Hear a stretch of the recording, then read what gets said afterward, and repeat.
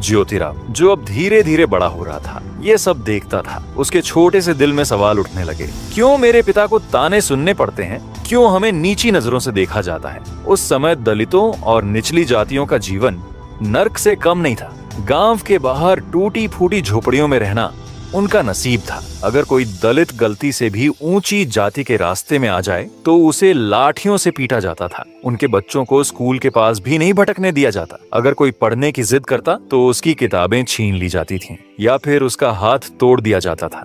औरतों का हाल और बुरा था। उन्हें न सिर्फ घर में बल्कि बाहर भी अपमान सहना पड़ता था।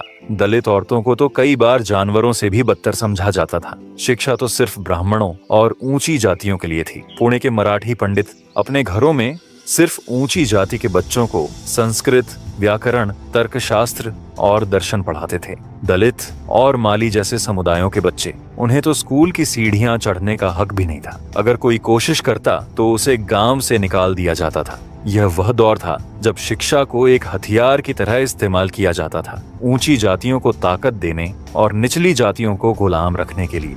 ज्योतिराव अब समझने लगा था कि उसके परिवार का अपमान सिर्फ उसका नहीं बल्कि पूरी व्यवस्था का हिस्सा था।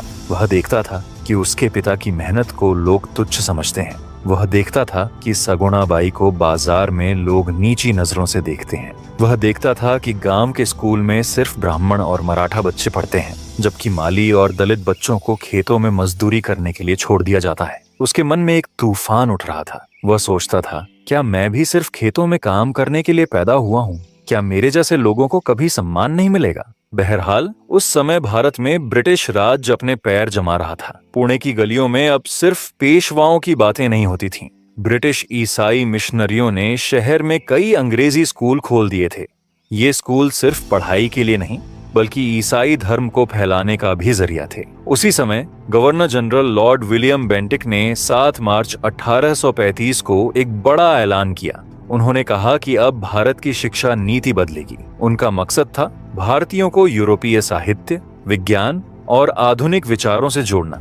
लेकिन जरा सोचिए, यह कितना मुश्किल था। यह वह देश था जहां सदियों से रूढ़ियां और अंधविश्वास लोगों के दिमाग में जड़ें जमाए बैठे थे। ब्राह्मणवादी व्यवस्था ने शिक्षा को सिर्फ ऊंची जातियों तक सीमित कर रखा था। दलित और निचली जातियों के लिए तो स्कूल का दरवाजा देखना भी गुनाह था।